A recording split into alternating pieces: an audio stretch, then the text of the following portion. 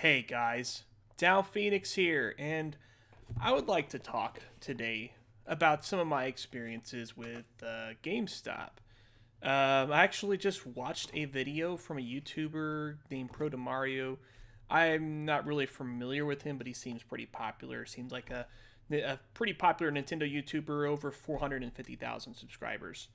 I actually watched a video, which this is really surprising to me. I'll explain in just a bit, but I watched a video of his where he talked about this thing that happened a while back with GameStop, where there was an incident that they had actually ended up getting copies of Xenoblade Chronicles as well as Metroid Prime Trilogy on the Wii. The rumor is supposedly that there were brand new copies. You know, they were copies that weren't found in the wild or traded into GameStop or anything like that. Or even copies that might have just been sitting there in their warehouse or something like that. The rumor was apparently that GameStop actually commissioned 4 new copies of the game to be released. Even though Nintendo had publicly announced that both games were essentially out of print, you know, that they weren't producing any more new copies of those games. The whole reason of this stemmed from the fact that the games, they had a pretty low supply. They were really well rated, you know, they were heavily favored by fans, and so they were just, you know, heavily in demand.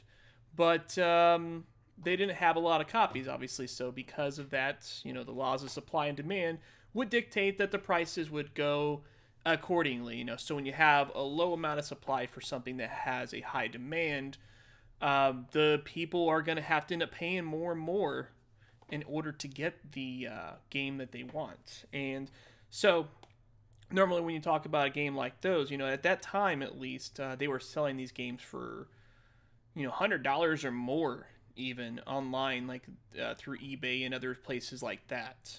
And you know, I mean, that's not very common for games that were relatively new. I mean, Xenoblade Chronicles was only released like a year before this all happened, so it was still a fairly recent game. You know, it wasn't a game that just came out or something like that, right?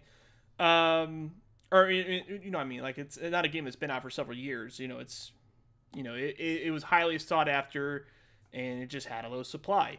Same thing's kind of actually happening with the Devil's Third on the Wii U, which that game doesn't have very high demand as far as the quality of it, but it has such an astronomically low supply, apparently, that, you know, I guess the hardcore Wii U fan base that wants to have all the games, you know, they're going to try to do their best to get a copy of that game.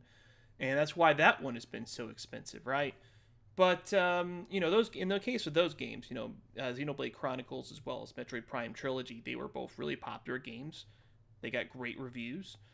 And they just didn't sell nearly enough copies for them to be easy to find for people, you know. I mean, I guess, you know, easy is relative, because you can go on eBay, you know, like a lot of the rare games that are out, you go on eBay and you can find several page results of those games being listed right now.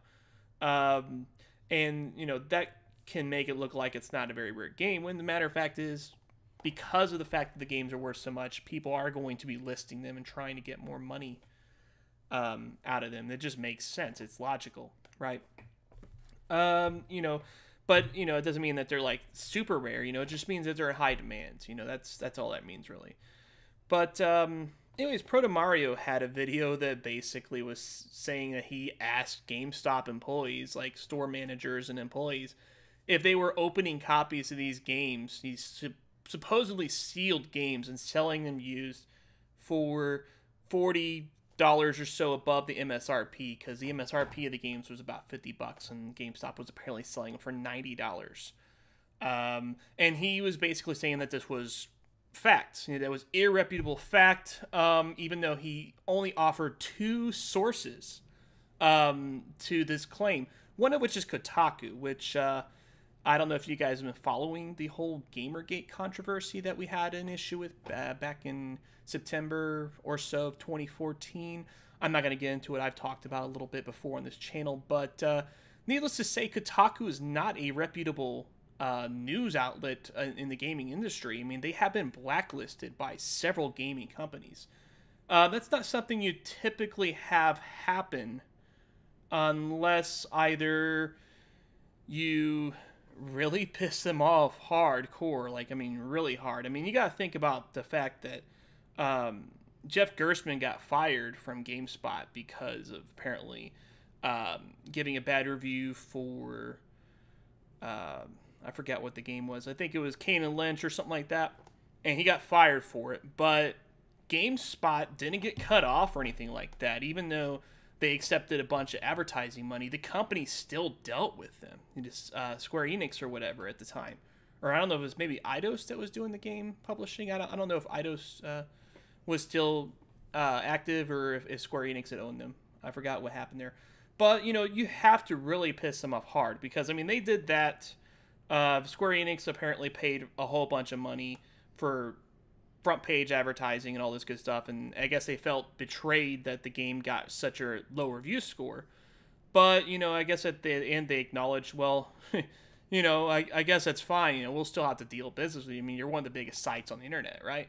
Well, Kotaku is one of the biggest media sites on the internet as far as gaming is concerned, but they've been shut down by multiple gaming companies, like Bethesda, for instance, you know, one of the biggest game publishers out there that makes really popular games. And yeah, they got cut off by them, as well as a couple of other companies. So they're not really a reputable site. You know, some people might say, well, they got cut off because they were pushing the incidents too hard. So no, it's because they were actually publishing secret trade documents and all kinds of other crazy stuff, you know, that they had not exactly obtained by the most legal of means. And obviously, you know, if you're trying to run a reputable billion-dollar company, you don't want to deal with people like that. So that was one of the two sources. The other one was a source called Nintendo Life, which actually alleged that GameStop was actually printing the new copies of the games, which, if you have any understanding with how the game industry works, you know, that's just simply ludicrous. You know, that doesn't make any sense. It's not logical at all. Yet, I mean, it seems like everybody on his video, he's getting a shitload of likes versus dislikes, and nobody's really questioning him at all about this. You know, completely unsubstantiated crap, basically. And it's kind of funny that we have to talk about this more than 2 years after this happened. To try to actually, you know, look at the reasoning behind this, you know. The reason why the game was selling that high at GameStop was because of the fact that if you went anywhere else at that time and was looking for a copy of either of those games, they were selling regularly for $90 or more online. GameStop actually saw it as an opportunity, so they started a campaign to get people to trade in their copies of the games and give them extra trade credit. I actually received an email from GameStop about this a long time ago, whenever they were doing this campaign, and they were offering a $50 trading credit for Xenoblade Chronicles, which I had bought the previous year. Now, I already knew at that time that the game was worth a lot of money, and if I wanted to really sell it, I could have got more off eBay, so I obviously didn't do anything with that. I didn't think anything about it. It didn't seem abnormal to me. It didn't seem like GameStop was trying to do anything unscrupulous. But even, okay, let's take a look at this for a second here. Okay, let's assume that maybe he's right, and maybe GameStop did somehow acquire brand new copies of these games to sell, and opened these copies and sold them for $90. There's a couple of problems with this that I have to point out. First of all, GameStop has no ability to print new games. Nintendo, they use a specific DVD format that they use. You know, it's basically like a normal DVD in that regard. It'll play on DVD drives. However, like the headers and things like that, you know, they have their own facilities to make these discs. This is not something that, you know, it's not like something you can, you know, program a game for the Wii, for example, and you know, like an indie game, for instance. You can't just program an indie game, then rip it to a DVD and, you know, send it to store shelves. It doesn't work like that at all. Nintendo is the sole manufacturer of that. You know, they handle all of that distribution.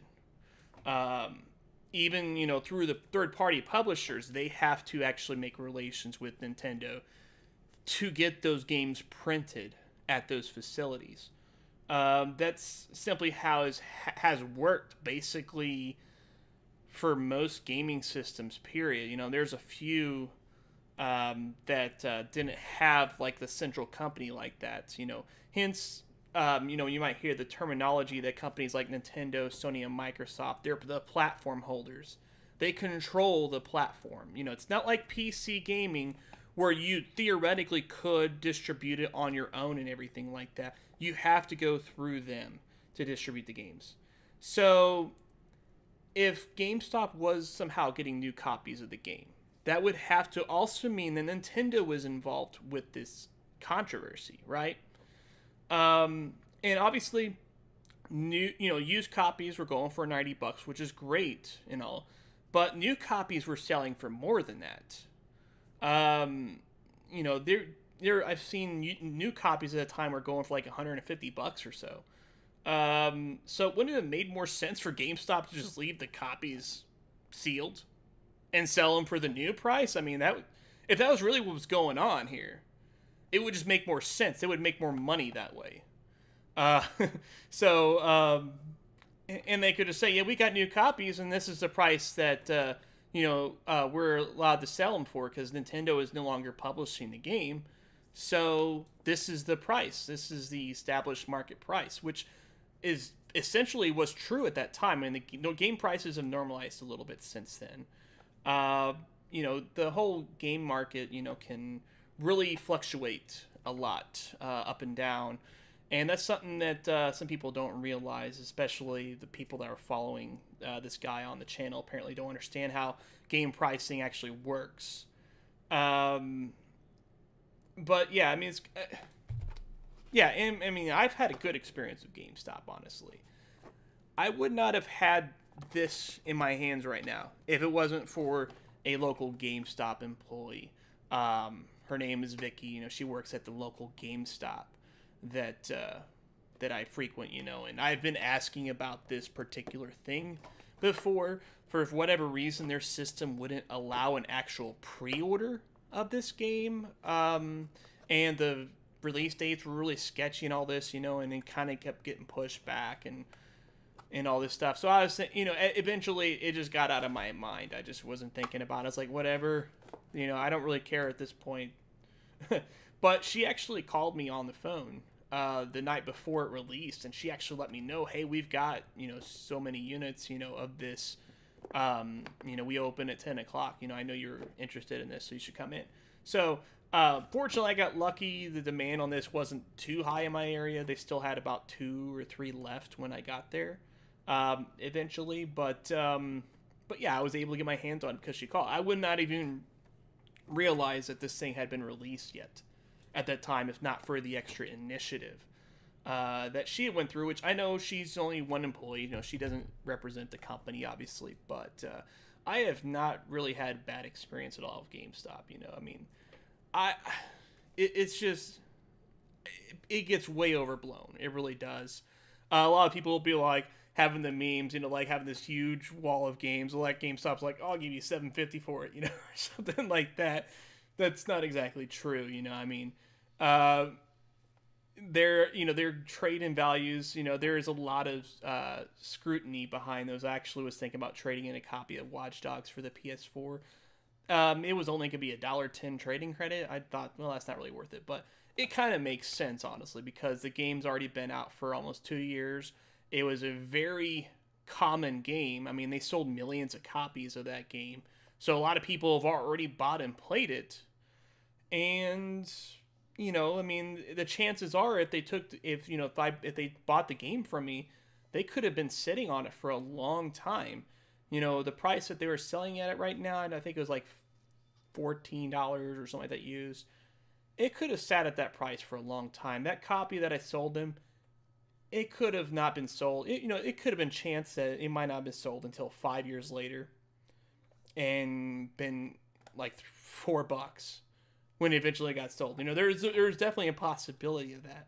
Now, I'm not saying that's always the case, but, they do have their reasons for their pricing and things like that. And really, if you don't think it's fair, the best thing to do is simply to shop elsewhere. But if you look at other places that give you instant trading credit for games like Amazon and Best Buy and so forth, you'll notice that the trade-in values are usually very similar to GameStop. Actually, GameStop usually it happens to be on the higher end as far as those companies go with the trade-in values. And if you don't believe me, you can go on their website and look up the trade-in values for these games. A lot of the games that they'll give like $30 trading credit for new games, Amazon usually only gives like 25. So that's like $5 extra for the same game, right? But GameStop's the only one that ever gets any crap or anything about this. I wanted to kind of clear some things up because people like to really unfairly criticize them for it. Now, do they make mistakes? Hell yes, most definitely. They have made some major mistakes in the past, but they don't get enough credit for the good stuff that they do as well. Or in the events that they do make mistakes that are mutually made by other companies, they don't really get any, their companies are kind of like left out of it and GameStop gets the full brunt. They're kind of like the EA of the game retail space, I mean, they do screw things up, but they are not always, at fault for it. Sometimes it's just completely overblown by people. And so yeah, I just want to kind of discuss that a little bit here. Just to kind of set the record straight. And also, if there were new copies of these games like this alleged, how come Nintendo has never received any scrutiny or criticism of it? Essentially with that, Nintendo would have been in cahoots with GameStop. I mean, that would have been fraudulent for them to open up new copies of games and sell them used in that particular circumstance. Now, I know that there is the whole, they might open a new copy of, games that they had on display and sell those as new, even though they're technically used in that regard. That is kind of fishy. I've never liked that policy. If I ever buy a new game at GameStop and they say it's only the display case, I just don't buy it. I'm just like, I'm sorry. I'd prefer a sealed copy, so I'll maybe check back another time for that. So that's what you guys should do. I mean, you shouldn't complain about it and do it anyways. You should just decline to buy it, let them sit on it, and then they'll eventually have no choice but to discount that game. And since they open the game for $60, basically they have to wholesale the games from Nintendo, Sony, Microsoft, so on, right? So, if a game is $60, they might get a wholesale price of, I don't know, maybe like $50 or something like that. They'll probably get the game for $50, and they'll sell it for $60 because that's the manufactured suggested retail price. They have to sell it for pretty much that price in order to be able to continue to do business with these companies, because that's the price that they recommended it be sold for. I mean, there are some circumstances where it might be sold a little bit cheaper and so on. That happens, right? And I might be off on the wholesale figures. It might be a little bit less than that, actually. I mean, I know with Best Buy, they have their Gamers Unlock Club where they sell new copies for $48 if you're part of that. So I'm sure Best Buy's got to be getting the game for a little bit less than that at least. So maybe like $45 is the wholesale price. Whatever. I guess the point is, if Nintendo was in cahoots with this, this would actually be a very fraudulent transactions going on. This would actually be illegal. I don't know the specifics on that. I'm not, like a professional in that regard, anything like that, but that would be unethical at the very least. Yet Nintendo has never received any such blame. And if Nintendo was not at fault at all, and if it was totally GameStop, like maybe Nintendo did give them new copies, but then GameStop just turned around and did this event and is selling them more for extra profit, because they might have paid only $40 per copy for Nintendo, and they're selling them for $90. Wouldn't have Nintendo sued them by now or something? Yeah, think about it. What is more realistic? What is more logical? That GameStop did a pre-order campaign to get a bunch of copies of these games so that they can take advantage of this boom that these two titles have had and, make some money off of that.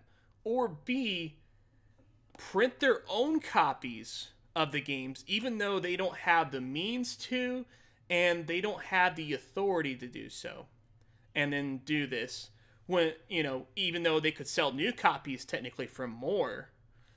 Or C, worked with Nintendo to get new copies, and then either, you know, okay, C, they worked with Nintendo to get new copies, but then obviously turned around and sold them at the higher used price.